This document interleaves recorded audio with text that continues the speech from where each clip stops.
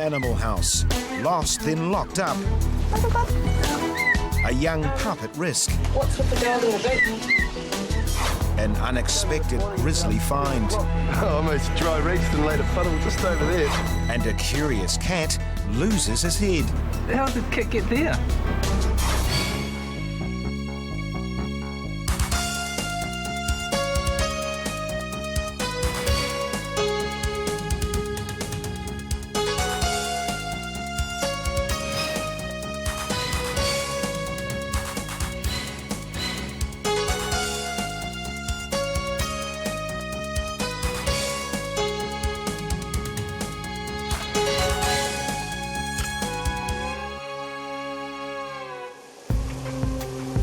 On a rainy morning, SPCA Inspector Sue Bourdet arrives at a property in West Auckland to investigate a complaint. A young puppy that's been tied up with no access to shelter for the last couple of days, crying its little head off, so we'll just go and have a look. I'm from the SPCA. We had a call about a puppy. Have you got a little puppy here? It is. My landlord, my flatmate got given it the other. Oh, OK. Do you mind if I have a look? Well, it's not my property to let you on, sorry. We've had a complaint about the puppy, so I need to have a look. Have you guys got a phone where you can ring the person that runs the place to come back? Because they've just popped out. They'll be only... Well, where's the puppy? In the garden? Yeah. That's my certificate of appointment. I'm allowed to enter premises or land. Before any trouble arises, another person arrives with the puppy. How old? About 7 weeks old. About between 6 to 8 So where was it? Was it just outside in the garden? Was it tied up? No, it wasn't tied up. Oh, OK. We put it in the garage and we just put it outside. OK, cool. And is he eating and drinking all right?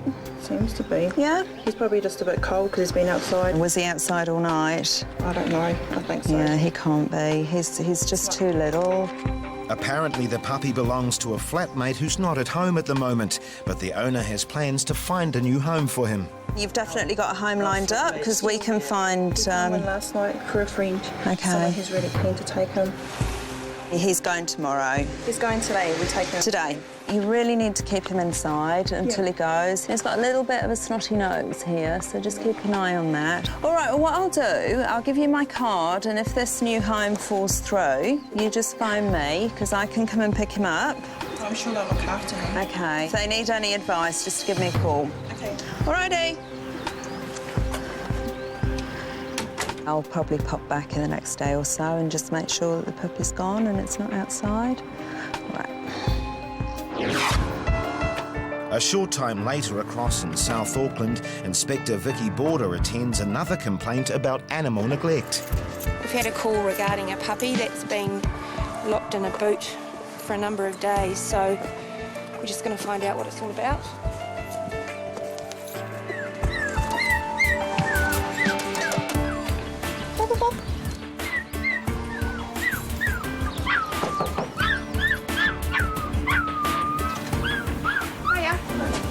From the SPCA.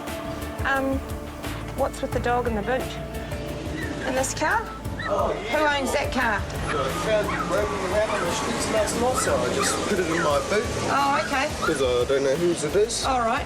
OK. Well, do you want to give it to me and I'll... Yeah, because I don't even know whose it is. Yep.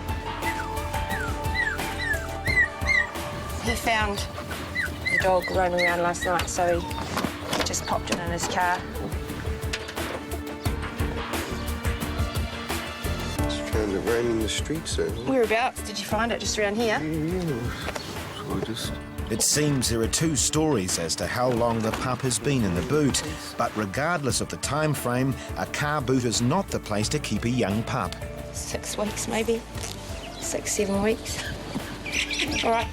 Yep. Thanks. I'm going to take him back, give him some food.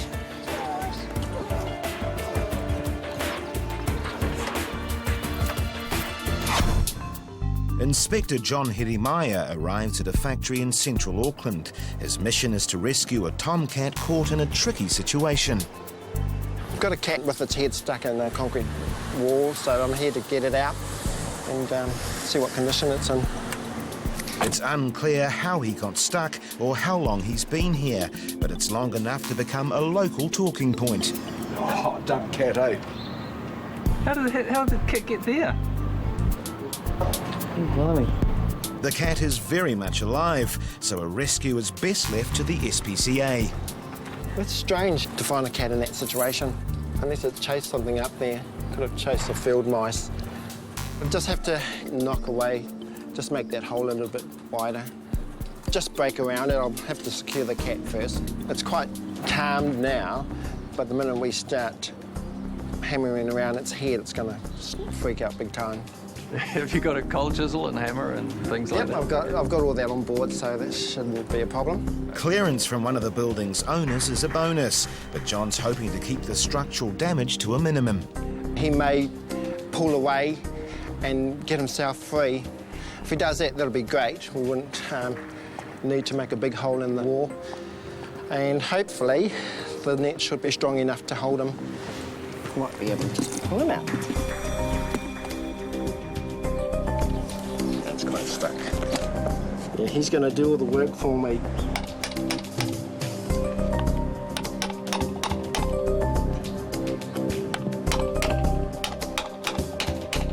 Could feel his ear. If we can loosen around that bit, hopefully things should just roll out the side. So. It takes a bit of time, but with gentle coaxing, the cat should be able to see the light of day.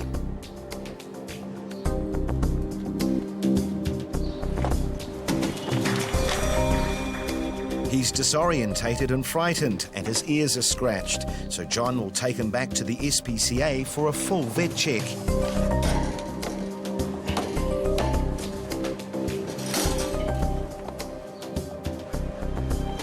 That's what it is. It's a vent hole, and you can see through to the other side. So he obviously may have chased something down there.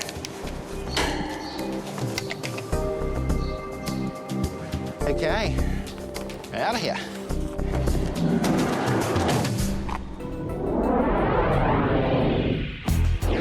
Coming up, a building site reveals a nasty surprise. I naturally assumed it was dog, and it was quite revolting to think of that.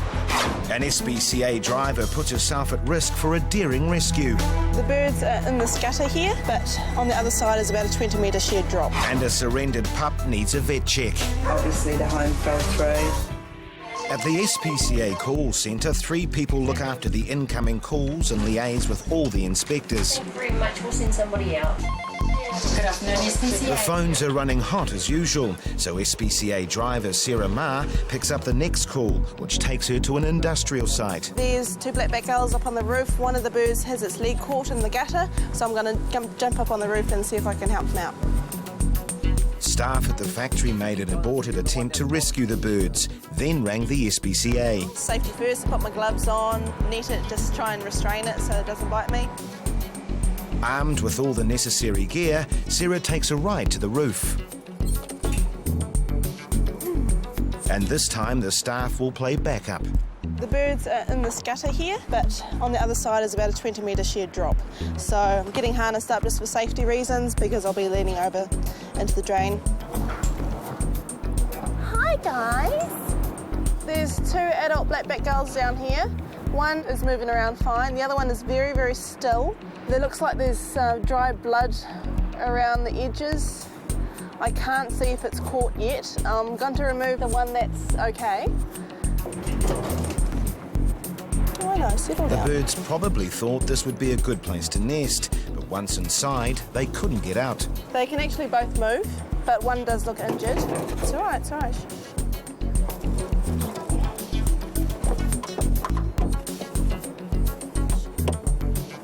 Here's one. This one looks like it's got a broken wing, possibly.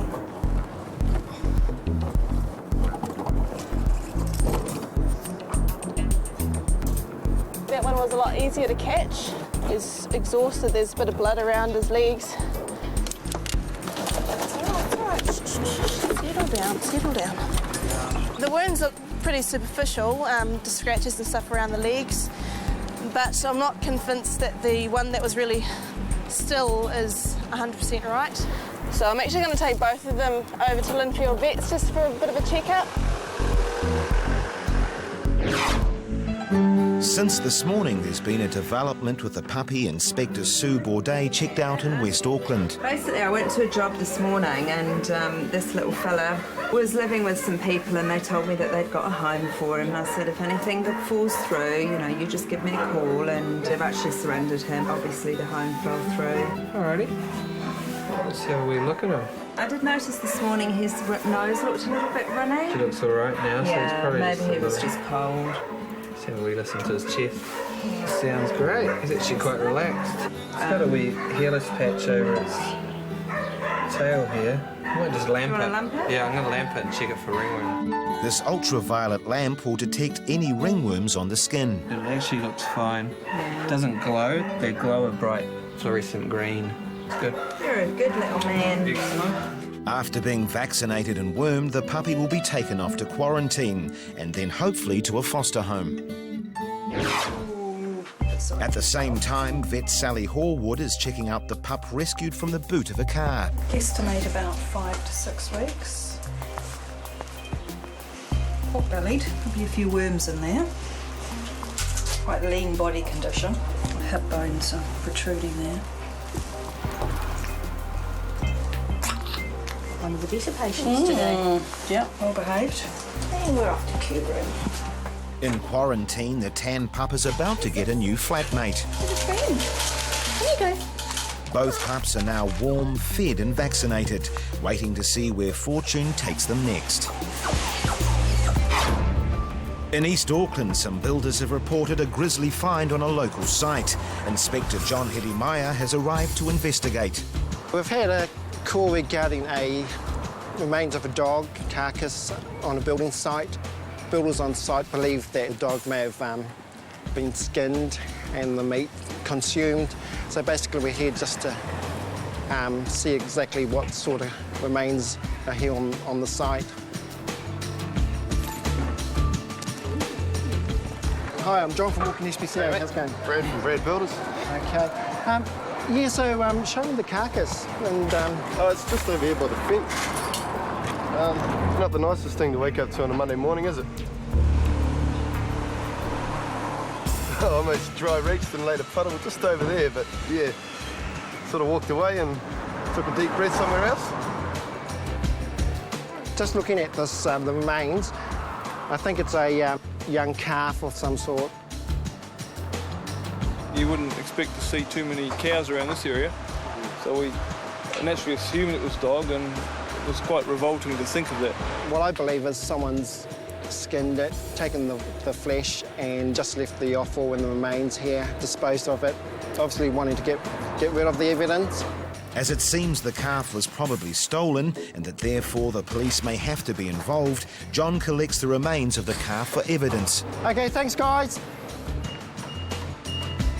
I've got a fair idea where this calf may have come from, so I'm just going to pop up the road here and contact the local graziers, see if they're missing any stock, and possibly pinpoint where this calf came from.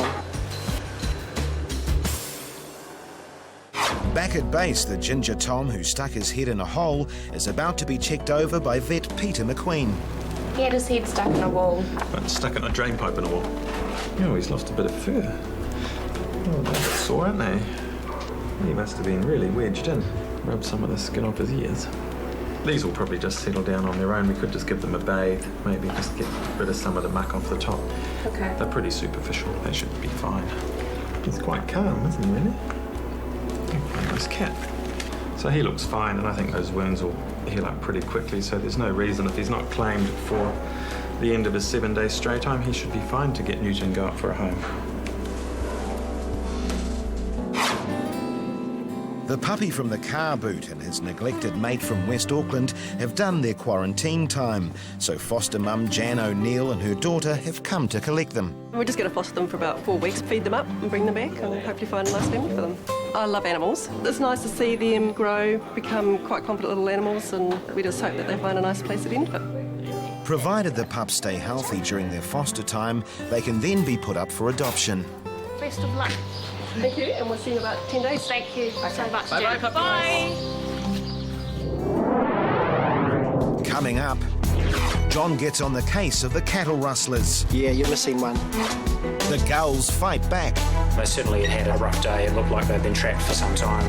And there are fears for the future of a sick pup. The car-boot puppy got really, really sick. On the hunt for the home of the slaughtered calf, Inspector John Hedimaya turns up to a nearby farm. I'm basically here to check to see if there's any calves of similar age and just a rough head count, make contact with the owner to see how many calves she's got on the property. I can see a few small calves down the bottom there. There's a mixture grazing this block, so I'll head over towards that paddock over there. They look about the right size. The next step is to check numbers with the owner. It's John here from Auckland SPCA. Hey, I'm just at your block up on Redale Road. Reason being is that I found the remains of a calf. So basically I'm just doing a head count. How many roughly do you have on your block? 24. Okay. Yeah, you're missing one. Okay, I guess we've located where this calf's come from. Unfortunately, we can't really help in that sense. If someone's determined to steal, they're just going to continue to do so. The SPCA have taken the investigation as far as they can. It's now up to the owner to decide whether they want to pursue the theft with the police. The two little pups have been returned from fostering early because the one rescued from the boot of a car became ill. He'll need special medical attention, but the tan pup will go up for adoption once Jeff has given the all clear. Ears are nice and clean. A little bit of wax, but it's all right. Stretch out his little hips, smooth hernia. He can go up and be de-sexed and get a nice new home. Cool. So it's up to the adoption module, where the Westie pup meets some new and rather boisterous mates. The average number of puppies coming into the SPCA per month is 160, with the busiest time happening in the May to July period. But it's to be hoped this pup doesn't have to wait too long for a new family. Sadly, his little mate won't have that opportunity. Unfortunately, the car-boot puppy got really, really sick. There's not much we can do for him. He's just too bad, so we're going to have to euthanize him.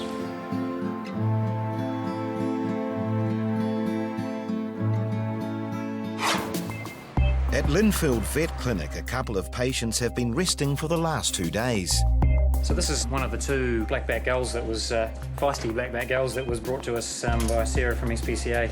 Apparently they'd been found trapped in a narrow space, apparently weren't able to get out. So we gave them a good check over and they certainly had a rough day. It looked like they'd been trapped for some time and the tips of their wings were quite badly scuffed up and feathers quite badly damaged.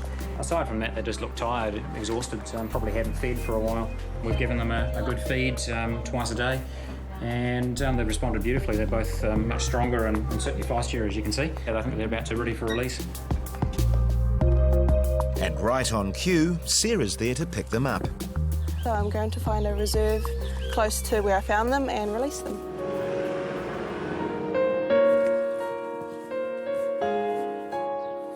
Yeah, these guys are really keen to get out, so I'm going to let them out in this nice area, some water. Hopefully they'll find somewhere to nest.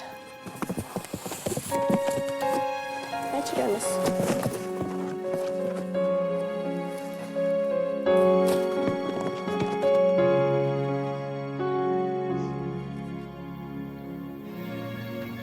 Getting their bearings. They've been in cages for the past few days. Off they go.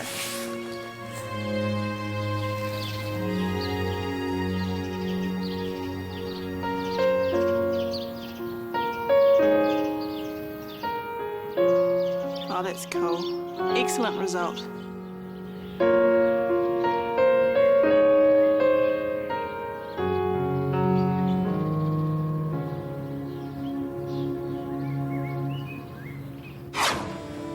Curiosity killed the cat, but not this one. The Moggy who got his head stuck in a hole has found a nice foster home where he's enjoying life as a pet. The reason why he was fostered out was they wanted to make sure he was good around the home and was toilet trained, and he picked it up really well. He certainly won the heart of his foster mum. He's very cute. He's a lovely cat. He's beautiful nature, purrs lots, loves people. And that's not his only conquest. Joe's husband, Martin, has taken a shine to him as well. Martin's not really a cat person, so he's tolerated me fostering cats, but it's always been my job, whereas now he'll be more involved, and I think it's just the nature of the cat. He's very laid back. This one's all right. This one's all right. We might keep this one. To show he's serious, Martin's already given the cat a name.